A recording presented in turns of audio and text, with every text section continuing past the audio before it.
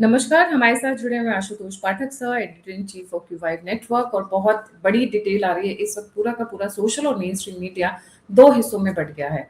Supreme court के एक बड़े लॉयर ने, क्योंकि देखिए सुप्रीम कोर्ट में हर कोई एरा गहरा न तो खैरा नहीं जा सकता है, you have to be certain level qualified and enter that, वो बोलते हैं ना, पास द फर्स्ट पोस्ट, वैसा वाले स्टाइल में आपको तभी अंदर एंट्री मिलती है।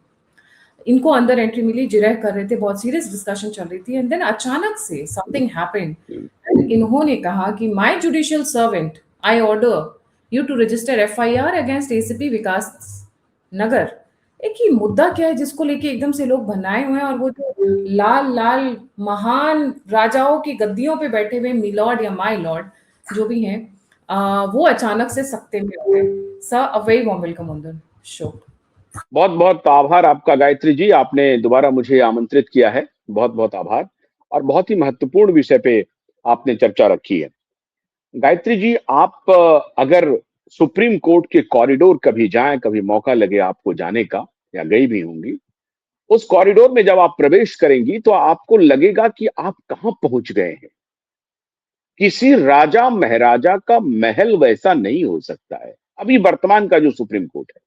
कल पता नहीं क्या होगा। डेमोक्रेसी के मंदिर नए नए बन रहे हैं, हो सकता है कि नए मंदिर में कुछ और दूसरे तरीके का कुछ बन जाए, लेकिन वो भी भव्य ही होगा, आलीशान ही होगा।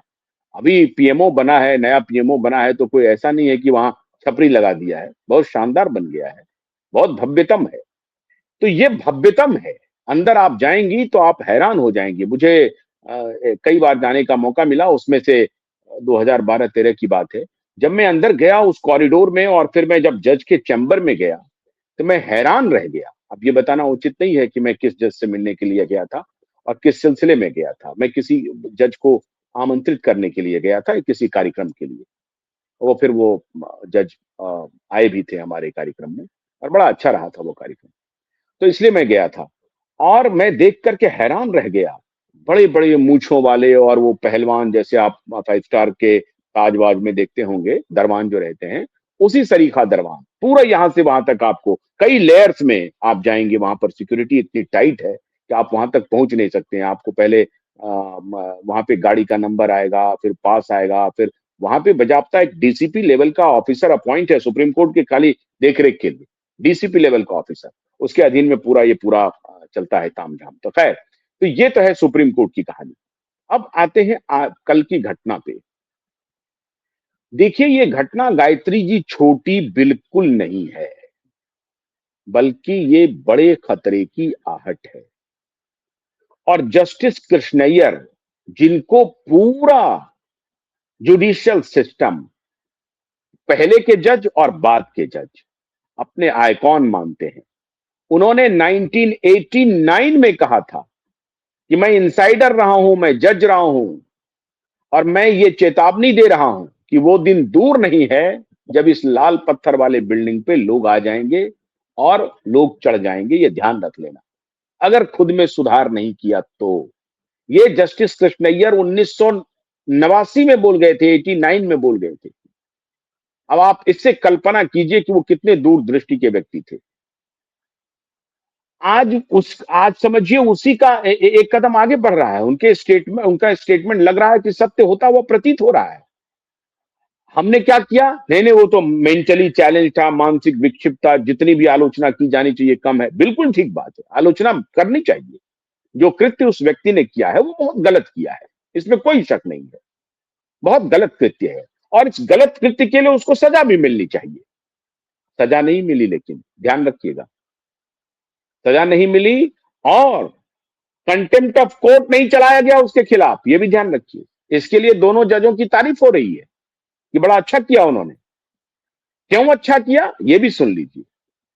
जजों ने ही, सुप्रीम कोर्ट के जजों ने ही वर्डिक्ट दिया हुआ है कि अगर इस तरह की कोई घटना जज के सामने हो जाए तो ये मानना चाहिए कि सामने वाला व्यक्ति बहुत पीड़ित है, दुखी है, फ्रस्ट्रेशन में है, और ऐसे व्यक्ति को सजा दे करके हम और उसको पीड़ित बनाएंगे और फ्रस्ट्रेशन में डालेंगे। सर, ये मुद्दा क्या है? हाँ, ये मतलब मुद्दा क्या है बेसिकली? ये मैं पहले मुद्दा है, लॉयर का दिखा देती मुद्दा हूँ है। हाँ कि क्या हुआ और हाँ, मुद्दा क्या? हाँ, दिखा दीजिए। पे बात दिखाइए दिखाइए।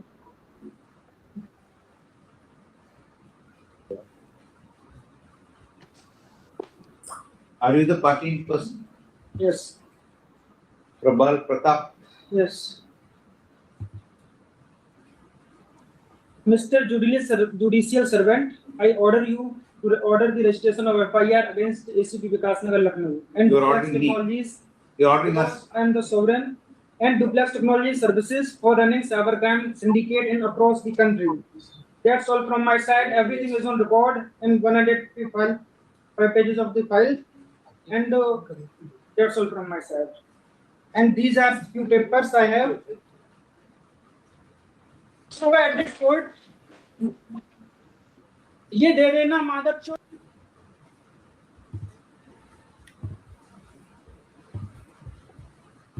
ये देखिए,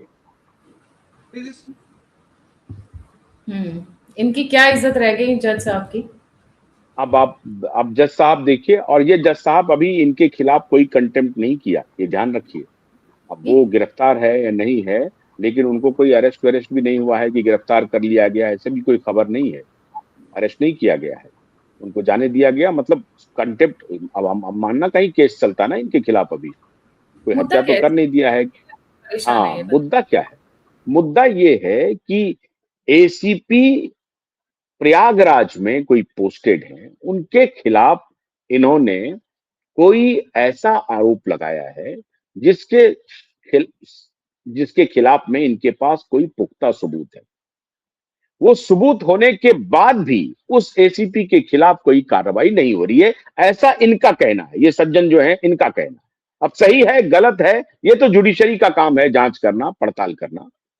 हालांकि पुलिस उनको उठा के लेके चले गई। चाहिए तो ये था कि उन्होंने गाली किया था, उनको रोक लेते और बोलते कि ठीक है, आपने मुझे गाली दिया, अच्छी बात है, लेकिन ये बताइए आपका ग्रीवांस क्या है, आपकी परेशानी क्या है, ये तो बताइए।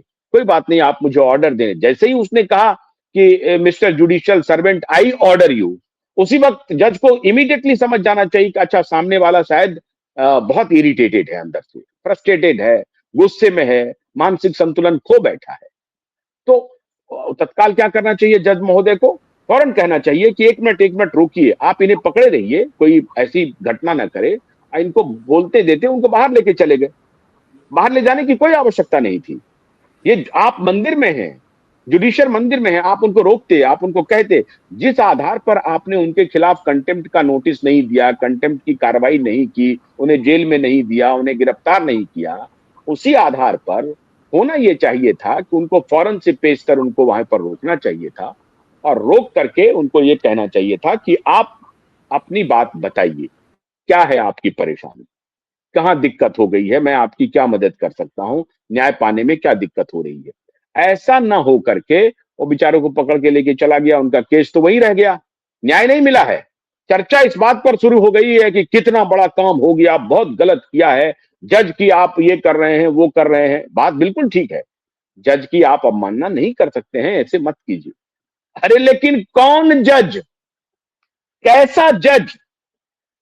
मैंने तो खूब कहा, जजों के खिलाफ कहा, मैं तो लड़ रहा हूं, मैं तो बजाबता एक केस लड़ रहा हूं, अपने साथी वकीलों के साथ लड़ रहा हूं।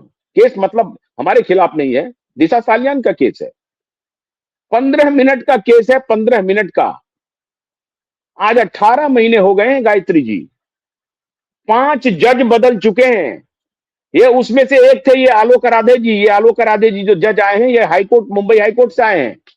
इन्होंने पीआईएल सुना, जैसे ये झारखंड से ट्रांसफर होकर के गए छत्तीसगढ़ से, ये पहले 7 दिन के अंदर में इन्होंने दिशा सालियान का केस ले लिया।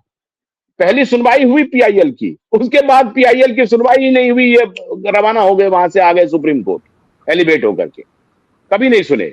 दूसरे जज आए, वो भी सुप्रीम कोर्ट आ गए, चंद्रशेखर जी, वो भी सुप्रीम कोर्ट आ गए हाईकोर्ट के माध्यम से, वो भी सुनवाई शुरू किया, 2 सुनवाई की, तीसरी सुनवाई में एफआईआर होना था, सुप्रीम कोर्ट आ गए। उसके बाद जो तीसरी सुनवाई थी वो 2 महीने तक मुलतवी हो गई।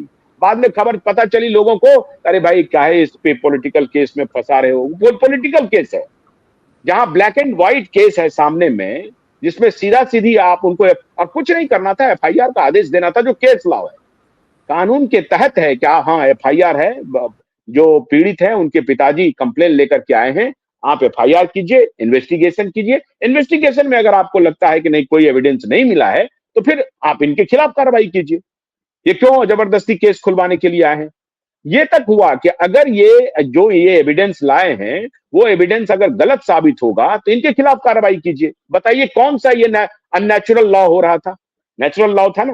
केस लॉ, सुप्रीम कोर्ट का केस लॉ कहता है कि अगर किसी भी व्यक्ति की किसी भी संगीन मामले में, मान लीजिए कि वो आरोपी है, हो गया है, और आरोप का एविडेंस 50 साल के बाद भी मिल रहा है, ध्यान रखिए आप, 50 साल के बाद भी अगर उस आरोप का एविडेंस मिल जाए और उस एविडेंस के साथ परिजन कोई आ जाए, हत्या के मामले में, बलात्कार के मामले में, रेप के मामले में अगर कोई एविडेंस आ जाए तो सुप्रीम कोर्ट का सेट केस है कि वो फौरन से पेशतर उस केस को ओपन किया जाए, एफआईआर दर्ज किया जाए, इंक्वायरी शुरू की जाए और पिछले जितने इंक्वायरी है वो सेट असाइड कर दिए जाएं।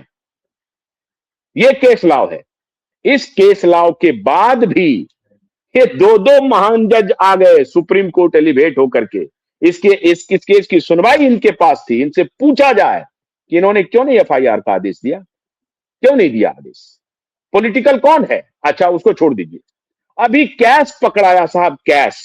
मैं हैरान हूं, बहुत सारे लोग कह रहे हैं कि नहीं ये अमर्यादित बात हुई है, ये नहीं होना चाहिए। हाँ बिल्कुल नहीं होना चाहिए। नहीं होने के लिए आप उनको सजा दे दीजिए और वो व्यक्ति सजा भुगतना भी चाहिए। लेकिन सवाल है कि ये जस्टिस बोम्मई के खिलाफ जूता फेंका गया या नहीं फेंका गया? सबने देखा ना, जस्टिस बोम्मई ने कुछ नहीं कहा। लोअर कोर्ट में आप आज अभी मेरे साथ एडवोकेट नीलेश ओझा थे, उन्होंने कमाल का एक एविडेंस दिया गायत्री जी। कल्याण के लोअर कोर्ट में मुंबई में एक जज ने एक एडवोकेट, लेडी एडवोकेट के खिलाफ गाली दिया, बीभत्स गाली।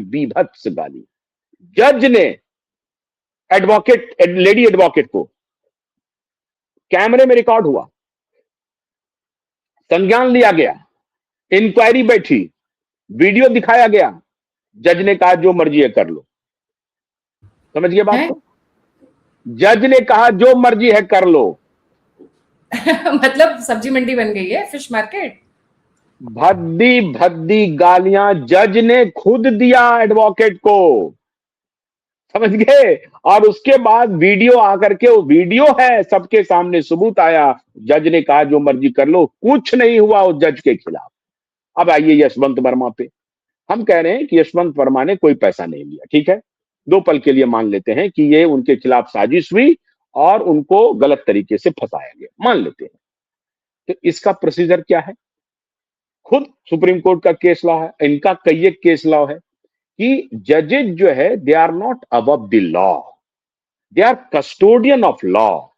और इसीलिए सुप्रीम कोर्ट के जो चीफ जस्टिस हैं वो सुप्रीम कोर्ट के चीफ जस्टिस नहीं है, वो भारत के चीफ जस्टिस है, इंडिया के चीफ जस्टिस है।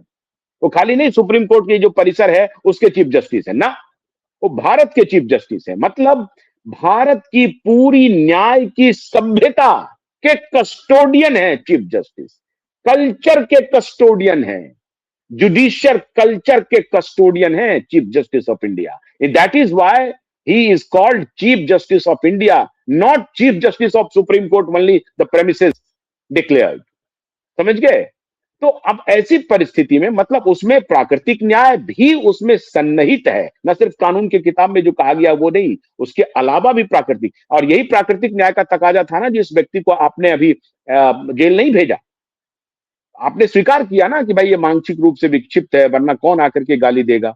निश्चित रूप से मेंटली अनस्टेबल व्यक्ति है, मेंटली अनस्टेबल है, कुछ ना कुछ परिस्थिति रही होगी मेंटली अनस्टेबल की। फैजल खान के तो तरह नहीं होगा ना, आमिर खान के भाई के तरह कि आमिर खान ने कह दिया कि मेंटली अनस्टेबल है और कोर्ट ने कहा कि मेंटली स्टेबल है।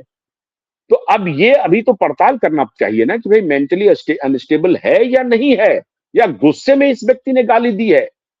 गुस्सा और मेंटली अनस्टेबल होना दोनों अलग अलग बातें हैं। एक होता है कि मेंटली अनस्टेबल है, कहीं गिर गया, कहीं खो गया, कुछ भी अर्र बर्र बोल रहा है। एक हुआ कि नहीं, एक सर्टेन टाइम विशेष में उसको इतना गुस्सा आया कि वो गुस्सा को नियंत्रित नहीं कर सका। और आप इनके फ्रेम टू फ्रेम को अगर आप देखेंगे तो आप देखिए मेंटली अनस्टेबल व्यक्ति बिल्कुल नहीं है। ये गुस्से को नियंत्रित करते करते नहीं कर पाया और आखिर में फिर उठा के फेंक दिया और फिर पहले शुरुआत किया। अच्छा, अब इनके इनके इनके इनके वक्तव्यों को जरा ध्यान में देखिए। अल्टीमेटली इसी सुप्रीम कोर्ट का कहना है कि भैया हम तो सर्वेंट हैं, वाकई में सर्वेंट हैं, नौकर हैं, पब्लिक के नौकर हैं, और हमारे मालिक कौन है? पब्लिक है। तो इसके हिसाब से तो ये ठीक ही कह रहा है कि I order you to go into my case. ये हो सकता है, वो ठीक है, उनके कहने का तरीका गलत था या जो कहा वो गलत था, वो सारी बातें हम जायज मानते हैं। अब मैं ये भी कह रहा हूं कि जो कृत्य इन्होंने किया है इसके लिए इनको सजा मिलनी चाहिए, कोई उसमें दो राय नहीं है, लेकिन सजा तो मिल जाएगी। सजा के बाद क्या? एक ना टर्म होता है गैस लाइटिंग, शायद बहुत सारे लोगों ने सुना होगा, बहुत सारे लोगों ने राइट नहीं सुना। राइट गैस लाइटिंग मतलब आप सामने वाले को इतना उकसा देते हो कि वो बेचारा रिएक्ट करने के लिए मजबूर हो जाता है, उसके पास कोई ऑप्शन नहीं, Yes. आप उसको कोने में धकेल दिया है। मुझे जो इस लॉयर की मैं हालत देख रही हूँ, मुझे ऐसा लग रहा है कि हमारी जुडिशरी ने लोगों की मांगों को, लोगों की परेशानियों को इतना नजरअंदाज कर दिया है। अपनी 2 महीने की समर वेकेशन जो कि अंग्रेजी स्टाइल में है, विंटर वेकेशन, स्प्रिंग वेकेशन, लोग मतलब अपना घर बार बेच के केस लड़ रहे हैं, पर आपने उनको इतना नकारा और साइड कर दिया है कि अब वो गैस लाइटिंग हो रही है, अब रिएक्शन आ रहे हैं। अभी तक कॉमन लोग चिल्लाते थे सब 50 रुपए के लिए, अगर एक बुजुर्ग अंकल मतलब वो 15 साल 20 साल जेल में लगा के आए तो आप क्या कहेंगे? और ऐसे केस भारत में हैं, क्योंकि उनके परिवार में 50 रुपए देने वाला नहीं था किसी जमाने में, तो 50 रुपए के लिए वो 15 साल जेल लगा के आए हैं। और क्योंकि गलत कोई केस था तो लोग मर्डर का वो करके आए हैं, और 25 साल बाद पता चलता है कि भैया वो तो बेगुनाह था, तो 25 साल तुम्हारा प्यो ला के देगा, sorry to use that language. But ये इतना मजेदार हो गया है कि एक बार आप तो जज बन गए भैया, लॉटरी लग गई, सरकारी दामाद, अब तो हम यही लाल कुर्सी पे वो राजा बन के पैदा हो गए, तब हम लाल कुर्सी पे बैठेंगे, बाकी सब प्रजा है। ये इस मेंटालिटी से ये लोग कब बाहर निकलेंगे? क्या लोग जब, जैसा अभी आपने स्टार्टिंग में कहा था कि इन लाल दीवारों पे लोग चढ़ाई कर देंगे, तब इनको समझ में आएगा, या भारत में जब गृह युद्ध हो जाएगा? क्योंकि मैं इस लॉयर को जो देख रही हूँ, मैं वो 1/3 ऑफ द इंडियन पॉपुलेशन की हालत देख रही हूँ जो कोर्ट में केसेस लड़ रहे हैं अलग अलग तरीके के। बिल्कुल। मैं आप एक और बात बताता हूँ। अभी मैं सितंबर में मेरा एक कार्यक्रम है, मैं उसको आपको आमंत्रित भी करूंगा, जुडिशरी से रिलेटेड भी है। तो मैं एक जस्टिस से बात कर रहा था, 2 जस्टिस से बात कर रहा था। एक ने कहा फौरन हाँ मैं जरूर आ रहा हूँ, बहुत बढ़ चढ़ के कहा कि मैं आ रहा हूँ। दूसरे जज साहब ने कहा कि ये दूसरे कौन है? तो ये हैं। तो उन्होंने छूटते ही कहा कि मैं फिर कभी आ जाऊंगा, लेकिन वो तो he is much more aligned with the present dispensation. अब आप बताइए,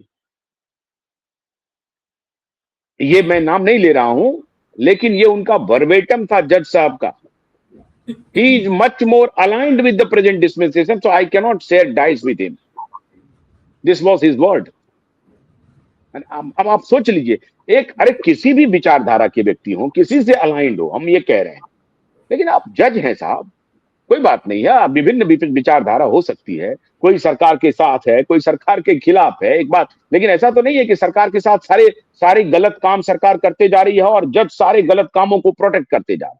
एक आध दो काम को हो सकता है कि वो नजर थोड़ी सी नीचे कर लिया हो, नहीं करना चाहिए, ये भी मैं कह रहा हूँ। जज का काम ये नहीं है कि सरकार काम गलत करे और क्योंकि हमारे विचारधारा से संबंधित है इसलिए हम उसकी गलती को नजरअंदाज करते हैं, ऐसा नहीं होना चाहिए।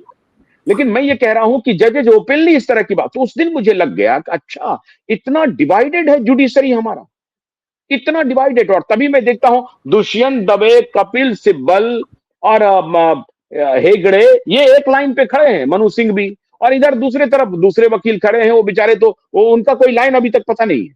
राइट विंगर वकील है कौन ये पता ही नहीं है, लेकिन लेफ्ट विंगर वकील कौन है ये सबको पता चल गया है। वो दिन रात यही लोग थे, वो बोलने वाले थे। आप हैरान हो जाएंगे कि जस्टिस कृष्णैयर ने जब ये बयान दिया कि वो दिन दूर नहीं है जब लाल दीवार पे जो है सो लोग चढ़ाई कर देंगे, खबरदार हो जाओ अभी से, तो एक वकील ने उनके खिलाफ बोला कि कंटेम्प्ट ऑफ कोर्ट केस कर देते हैं।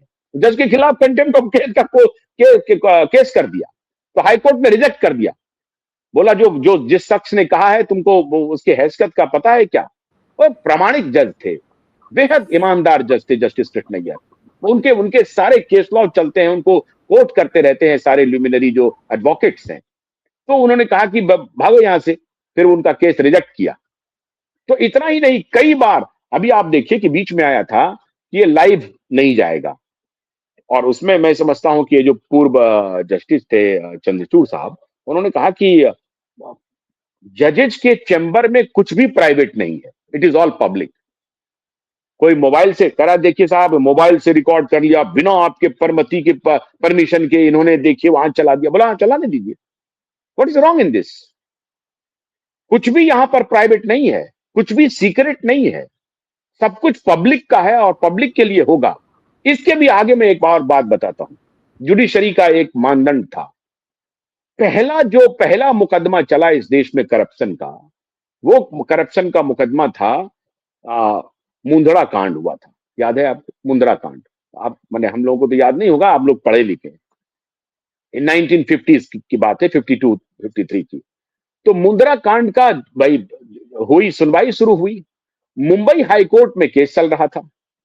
तो मुंबई हाई कोर्ट के बाद में वो एजुकेशन मिनिस्टर बने, जो जज थे वो संजोग बस मुस्लिम जज थे, लेकिन वो बिल्कुल जज एट पार थे, उसमें कोई शक नहीं था। तो उन्होंने कहा कि भाई justice has to be seen, justice खाली हो नहीं, that has to be seen, ये होता हुआ दिखना भी चाहिए, इसकी व्यवस्था कैसे होगी? तो उन्होंने कहा कि हम पब्लिक हियरिंग करेंगे, जनता के बीच में करेंगे, और कहा कि ओपन कोर्ट लगाएंगे, ओपन कोर्ट में हियरिंग होगी। तो म्युनिसिपल कॉर्पोरेशन ने कहा कि भाई साहब ये हम नहीं कर पाएंगे, और पुलिस ने कहा कि हम भीड़ को नियंत्रित नहीं कर पाएंगे, वहां अगर कोई घटना हो गई तो इसके लिए रिस्पॉन्सिबिलिटी आप लीजिए। तो बोला कि बात भी सही बात है यार, ओपन कोर्ट तो नहीं लग पाएगी। तो वह ठीक है, हम क्लोज डोर करेंगे, लेकिन माइक और इसकी व्यवस्था करो, लाउड स्पीकर की, और लाउड स्पीकर बाहर लगाओ। उस वक्त वीडियो नहीं था, तो कहा लाउड स्पीकर बाहर लगाओ, और जो भी हियरिंग होगी वो लोग सुनेंगे, कौन क्या बोल रहा है ये जनता को सुनना चाहिए, हम जनता के प्रति उत्तरदायी है। आप सोच लीजिए, मॉरल हाई ग्राउंड देख लीजिए जजों का। उन्होंने कहा कि ये करप्शन की बात हो गई है, ये बहुत अनर्थ बात है। एक जमाने में करप्शन के ऊपर क्या जीरो टॉलरेंस, आजकल भ्रष्ट नेता कहते रहते, बेशरम नेता, लेकिन ये जिसको कहते हैं जीरो टॉलरेंस। ओपन कोर्ट लगा एक प्रकार से, और कोर्ट में माइक लगे, लाउड स्पीकर बाहर लगाया गया, पूरी सुनवाई बाहर तक गई, लोगों ने सुना बाहर में रह करके कि क्या क्या सुनवाई में हुई। ऐसा भी उदाहरण है इसी भारतीय जुडिशियल सिस्टम में, इस तरह का भी इतिहास हमने देखा है, एक से एक अच्छे जजेस रहे हैं। अच्छा, मैं हैरान हो जाता हूं, मैं कुछ दिन सूरजपुर है या क्या है, सूरजकुंड, दिल्ली के पास सूरजकुंड है, वहाँ मेला लगता है। जज के यहाँ, हाँ मेला लगता है। तो मैं उस वक्त मैं रिपोर्टिंग में था, तो एक दिन पता चला कि भाई मुझे उस जज साहब के यहाँ जाना, फिर मैं नाम नहीं बताऊंगा। तो मैं चला जज साहब के यहाँ, साहब 1 किलोमीटर आगे बैरिकेड लगी हुई थी, 1 किलोमीटर आगे। और फिर जब मैंने बताया कि भाई उनसे मिलने आया हूं, मुझे कुछ इंटरव्यू करना है, तो उन्होंने उठा दिया, अपना बैरिकेड उठाया। 1 किलोमीटर में गया, 1 किलोमीटर अंदर, और उसके बाद उनकी हवेली थी। मैं हैरान हो गया, साहब जज कितना पैसा कमाता है। मैंने अपने फादर से पूछा कि जज की सैलरी, उस वक्त हमको ये पता भी नहीं था कि जज की सैलरी कितनी होती है, मैंने पता करने की कोशिश की, मैंने फादर से ही पूछ लिया। तो मेरे फादर प्रोफेसर हैं, उन्होंने कहा कि अब बेटा ये तो मुझे नहीं मालूम है, लेकिन जो हाईएस्ट सैलरी स्लैब है, highest salary slab in all walks, अभी जो चाहे सेक्रेटरी हो, इवन प्रधानमंत्री हो, उसमें प्रोफेसर की सैलरी हाईएस्ट सैलरी स्लैब में, यूनिवर्सिटी प्रोफेसर की हाईएस्ट सैलरी स्लैब था यूनिवर्सिटी प्रोफेसर का। बोला इसी के आसपास होगा जज का, या इससे थोड़ा बहुत ज्यादा हो। मैंने कहा कि बताइए, अच्छा मान लीजिए चलिए 2 गुना हो जाए, प्रोफेसर से 2 गुना सैलरी हो जाए, 3 गुना हो जाए, तो इतनी बड़ी हवेली कैसे हो सकती है? एक भी जज की, सुप्रीम कोर्ट के और हाई कोर्ट के जजेस का, आप एंटायर का इनका प्रॉपर्टी की जांच करवा लीजिए, इनके खाल से भेड़िया निकल जाएगा, मैं पूरी जिम्मेदारी के साथ कह रहा हूं। और पूरी अकाउंटेबिलिटी के साथ कह रहा हूं, मैं सब नहीं कह रहा हूं, सारे जज, मैं सारे जज के बारे में नहीं बोल रहा हूं, लेकिन बहुत सारे जज मिल जाएंगे आपको जो डिसप्रोपोर्शनेट ऑफ एसेट में सारे जेल चले जाएंगे। इनको हिसाब किताब देते हुए नहीं बनेगा। मैं तो फ्रस्ट्रेटेड नहीं हूं मेरा कोई मेंटल इंबैलेंस भी नहीं है और मैं गुस्से में भी नहीं हूं। मैं सर, पूरी जिम्मेदारी के साथ इनके सीए को पकड़ना चाहिए, वो सारे डिटेल्स बताएंगे बेटर तरीके से कौन सी गाड़ी कहाँ से आई, किधर से निकाली, क्योंकि देखिए किसी का भी फाइनेंशियल जानना है तो CA is the best person to get into it. जी, सीए ही करते हैं ना 3-5, लेकिन हम लोगों का सीए कह देते हैं एक पैसा इधर से उधर होगा, बोला देखो भैया हम हाथ खड़े कर देंगे, इस पे गड़बड़ी हो जाएगी। हम लोगों का सीए इस तरह का है, उनका सीए तो यही काम में लगे रहते हैं कि नहीं नहीं सर हम देख लेंगे, चिंता मत करिए। डरते हैं सर, डरते हैं। पर मैं इस हाँ, बंदे को डरते। दोष नहीं देती हूँ, मैं दोष देती हूँ आज के सिस्टम के ऊपर। And this system which is आज ये जो आप अभी थोड़ा थोड़ा दिख रहा है, क्योंकि ये पहला केस नहीं है सर, इससे बहुत पहले भी खतरनाक हो रहा है गायत्री जी, बहुत खतरनाक हो रहा है, बात को मानिए आप। अभी एक यूट्यूबर है संपहुजा, उन्होंने मुझे फोन किया, वो नीलेश जी ने उनको, एक दिन क्या हुआ उन्होंने कह दिया तानाशाह, उनके खिलाफ कंटेम्प्ट ऑफ कोर्ट का नोटिस निकाल दिया, उनको वहीं से जेल भेज रहा था, जिस दिन वर्डिक्ट था वहीं से जेल भेज रहा था, तो बोला इनको यहीं से जेल भेजो। तो संजोग से उस दिन हियरिंग के पहले उन्होंने नीलेश ओझा से संपर्क कर लिया था, कहा कि सर आज मेरी हियरिंग है, आज पक्का उन्होंने मन बनाया है कि मुझे वो जेल भेज देंगे वहां से। तो बोला वो तुम्हें जेल किसी भी सूरत में नहीं भेज सकते हैं, ठीक है कंटेम्प्ट ऑफ कोर्ट की जो भी सजा देने का तो है हक उनको, तो 6 महीने की सजा दे सकते हैं, 2000 रुपए का जुर्माना लगा सकते हैं, लेकिन वो जेल तुमको नहीं भेज सकते। तो बोला कैसे, तो फिर बता दिया केस ला। अब जैसे ही उनको ऑर्डर दिया कि यहाँ से जेल भेजो या जो भी करो, जो भी था इस तरह का आदेश, उन्होंने कहा कि मिलॉर्ड आप मुझे जेल नहीं भेज सकते हैं, मुझे मेरा आप ही के आदेश के तहत भी एक रेमेडी है मेरे पास, तो मैं सुप्रीम कोर्ट अप्रोच कर सकता हूँ। तब वो कहा हाँ ठीक है ये रेमेडी है आपके पास, आप सुप्रीम कोर्ट जाइए। तो 2 महीने का समय दिया सुप्रीम कोर्ट जाने का। कहने का मेरा मतलब है कि जजेस को थोड़ा और अब उनको फौरन से पेशतर आंख से पर्दा हटा लेना चाहिए, सिंथेटिक और होना चाहिए towards the cause of the people, क्योंकि ये जो जनता चाहती है, मैं लॉयर्स को जानती हूँ जो बोलते हैं यार मतलब बस दूर रहने का मन करता है, बट क्या करें हमारी रोजी रोटी वहां से चलती है, हमारा ब्रेड एंड बटर वहां से चलता है। They don't want to go to the courts. कई लोग ऐसे हैं जो लॉयर अपना केस लड़ने के लिए बन गए सर मैं एक स्टोरी जानती हूँ जो हाँ अपनी बिल्कुल बिल्कुल।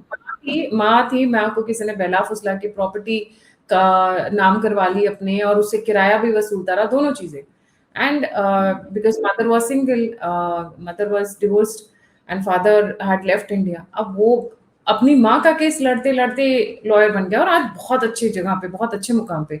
मैं ऐसी ऐसी सही बात। स्टोरी जानती हूँ कि लोग इस प्रॉब्लम से निकलते निकलते कितने परेशान हो जाते हैं। जब तक हमारा जुडिशरी जजेस ये समझेंगे नहीं कि हो क्या रहा है, mark my words, that job is in danger. ये जो सिंहासन पर बैठे हैं ना, ये सिंहासन खतरे में है, वो बहुत दिन नहीं चलेगा। जी, बहुत thank you okay for joining. Thank इससे यू पहले रिक्वेस्ट है लाइक थैंक सब्सक्राइब और शेयर करना ना भूलें। इसी के थैंक साथ जय हिंद, थैंक जय Shri Ram. Thank you bye.